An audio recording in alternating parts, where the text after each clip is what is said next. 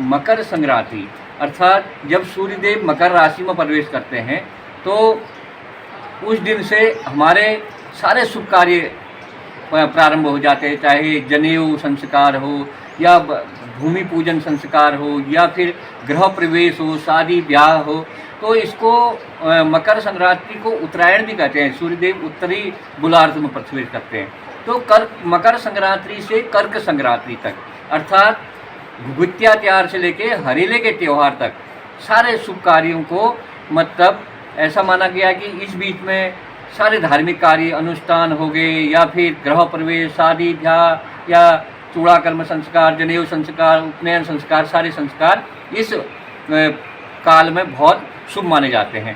तो एक बीच में टोकना चाहूँगी सर, यहाँ पर जैसे आपने बताया कि मकर संक्रांति के दिन जनेऊ संस्कार कार्यक्रम भी आयोजित होता है जी। तो उसमें कई लोग होते हैं जो 14 तारीख को ही मकर संक्रांति के दिन ही जनेऊ संस्कार करना चाहते हैं। अब यहाँ आसपास के लोग तो आते ही हैं, क्या इसमें दूर दराज के लोग भी आके प्रतिभाग कर सकते हैं? बिल्कुल, हमने मंदिर समिति के माध्यम से इस प्रांगण में हर वर्ष मकर संक्रांति को लगभग 15 से 20 जनेऊ संस्कार प्रत्येक मकर संक्रांति को होते हैं। उसके बाद माघ के महीने भर यहाँ मतलब कि हम बसंत पंचमी को कहें, माघ पूर्णिमा को कहें, माघ के महीने भर यहाँ पर जनेऊ के संस्कार होते हैं। विशेष रूप से मकर संक्रांति को यहाँ पर दूर दूर से लोग आते हैं। पिछले बार हमारे चकोड़ी से भी यहाँ पर लोग आए थे, उन्होंने भी यहाँ पर जनेऊ संस्कार किया था।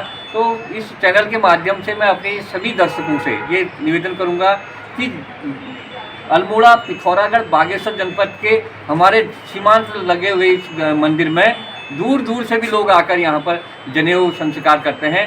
आप लोग भी, हम अगर इस धार्मिक स्थल पर जहाँ पर सैकड़ों वर्षों लगभग 300 से अधिक वर्षों से यहाँ पर यह मेला आयोजित होता है और इस मेले में विभिन्न तीज त्योहारों के माध्यम से सांस्कृतिक झलकियाँ भी इस मेले में दिखती हैं। तो आप लोगों से निवेदन है कि आइए मकर संक्रांति के पर्व पर जनेऊ अगर आपने अपने बच्चों का करना है तो मंदिर में पहुंचकर मंदिर समिति से संपर्क करते हुए यहाँ पर जनेऊ संस्कार भी आप करेंगे। धन्यवाद। क्योंकि मेरे फ्रेंड है ना, वो बोल रही थी कसार बैंड में रहती है, तब वो कह रही थी कि उनके बच्चे का जनेऊ संस्कार होना चाहिए और वो यहाँ मंदिर में करवाने की इच्छुक है। जी बिल्कुल बिल्कुल, यहाँ पे हम मंदिर समिति के माध्यम से सारी व्यवस्थाएं हैं। आप आकर यहाँ पर मंदिर में हवन करवाते हुए अपने बच्चे का जनेऊ संस्कार करा सकते हैं। बिल्कुल, आशा है कि मेरी फ्रेंड ने ये बात अच्छे से सुन ली होगी और वो भी मेरी परमानेंट दर्शक हैं, मेरे साथी हैं और उन्हें हमें भी स्पेशल रूप से निमंत्रण दिया हुआ है और मैंने कहा था यहाँ से मैं बात करके पता कर दूंगी, क्योंकि उनके मन में एक शंका थी कि मंदिर परिसर के अंदर होगा या फिर कई बार नदी के किनारे भी घाट में भी करते हैं लोग बाग, संगम स्थल में, घाट में, सरयू तट पे भी करते हैं। तो मंदिर प्रांगण में भी बहुत सारे लोग करते हैं। मंदिर प्रांगण में ही जनेऊ संस्कार होंगे।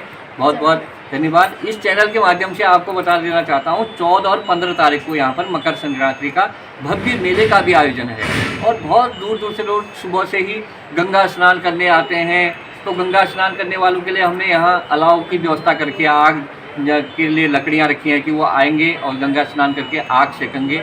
उनके लिए नहाने के लिए घाट की भी व्यवस्था कर रखी है और उसके बाद जो दूर दूर से अगर आते हैं शाम को यहाँ आना चाहते हैं तो उनके लिए हमने धर्मशालाओं में रहने की व्यवस्था कर रखी है।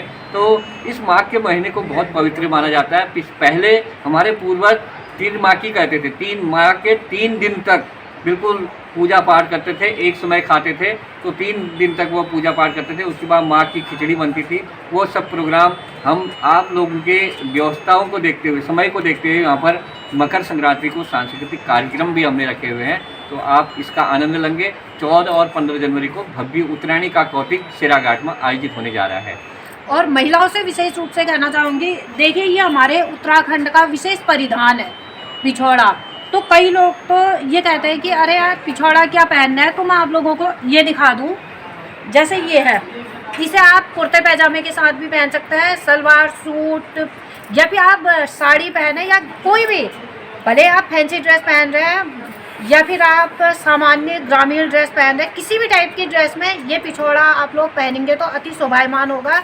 क्योंकि मैं कई जगह देखती हूँ सर, आपने भी देखा होगा, इंस्टाग्राम में रील आती है, वीडियो में रील आती है और फेसबुक में रील आती है, जहाँ हर प्रदेश के अलग अलग ड्रेस मुख्य रूप से दिखाया जाता है, वहाँ की ये पहचान है, वहाँ की ये पहचान है। लेकिन बहुत दुख का विषय है कि उत्तराखंड की ड्रेस विशेष रूप से नहीं दिखाई जाती, क्योंकि अधिकांश हम महिलाएं ही लोग संकोच कर जाते हैं ना कि शादी ब्याह में तो हम पिछौड़ा पहनते हैं, लेकिन मंदिर में जो अगर कोई कार्यक्रम होता है तो यहाँ पर भी विशेष रूप से महिलाओं ने पिछौड़ा अवश्य लाना चाहिए और आप लोग अवश्य पिछौड़ा पहनकर आए। बिल्कुल, बहुत अच्छी बात। हमारी जो नगरी है, मतलब उत्तराखंड देवभूमि की भूमि है, यह सांस्कृतिक नगरी कही जाती है। यहाँ पर सांस्कृतिक विविधताएं हैं, हम अलग अलग चीज़ें मानते हैं, लेकिन हमारा रहन सहन, पोशाक जो है हमारे उत्तराखंड की पूरे भारतवर्ष में अलग पोशाक है। तो आप लोगों से मैं, जैसे मैडम बता रही हैं कि हमने पिछौड़ा पहन के आना है, इससे क्या होता है कि जब मंदिर में हम जाते हैं, देवालय में जाते हैं, अगर अपने पूरे श्रृंगार के साथ जाते हैं तो भोलेनाथ जी के प्रांगण में हमारी पूजा जो है सफल होती है। तो हम सब लोगों से यही निवेदन करेंगे कि हम अपने परिधान में आएंगे तो हमारा मेला शोभायमान होगा और हम सबका रहन सहन जो है इस मेले के माध्यम से कल्चर भी दिखेगा। और हमारा मंच में सांस्कृतिक कार्यक्रम करने का उद्देश्य यही है कि क्षेत्र की जो कला है वो झलके। आप लोगों से ये भी कहूँगा कि जो क्षेत्र के कलाकार हैं उनको भी हम मंच देंगे और बहुत यहाँ के बच्चे भी उस मंच में अपनी सांस्कृतिक धरोहर दिखाएंगे आप लोगों को। आप लोग भी अगर कोई संस्कृति प्रेमी अगर अपने कार्यक्रम के माध्यम से, मंच के माध्यम से न्योली, छबेली, झोड़ा, चाचेरी, भगनौल और कुमाऊं के विभिन्न यहाँ के जो संस्कृति हैं, विधाएँ हैं, उनको दिखाना चाहते हैं तो आपके लिए मंच बना हुआ है। आप सभी लोगों का स्वागत है। आप लोग अपनी कला प्रदर्शन कर सकते हैं और इसमें अपना, विशेषकर जैसे जिन लड़कियों को या जिन महिलाओं की इच्छा होती है कि हाँ हम कोई कार्यक्रम प्रस्तुत करें, तो उसमें जो लोग संकोच कर जाते हैं उनके लिए बता दें कि यहाँ पर हमारे ही जैसे लोग होते हैं, इसमें कोई अन्य बाहर के या कोई ऐसे नहीं होते जो कि उन पर विशेष टिप्पणी करें। अगर उनका प्रोग्राम बढ़िया रहा तो उन्हें तारीफें मिलेंगी, अगर मान लीजिए उतना अच्छा नहीं भी कर पाए तो भी कोई दंड का प्रावधान नहीं होता है। तो अपनी प्रतिभा दिखाने का अवसर आप लोगों को मिल रहा है, तो अधिक से अधिक संख्या में आए और अपनी कला प्रदर्शन भी कराएं, भक्तिभाव प्रदर्शित कराएं, साथ में अपना पिछौड़ा लेकर आए ताकि अपनी संस्कृति को भी आगे बढ़ा सके। बस बहुत बहुत धन्यवाद। आप सभी लोगों से मैं यही कहूँगा कि हमारे वीणेश्वर महादेव जी के जो मंदिर में आप लोग आइए, पूजा अर्चना कीजिए और मेले का आनंद लीजिए, खरीदारी कीजिए। भोलेनाथ आप सबके जीवन में सुख, समृद्धि, वैभव, यश, कीर्ति हमेशा बनाए रखें।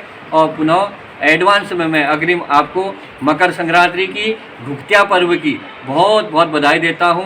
आप फले फूलें और इस प्रकार के सांस्कृतिक त्यौहार में आप हमेशा प्रतिभाग करते रहें। जय हिंद, जय भारत, जय उत्तराखंड। धन्यवाद।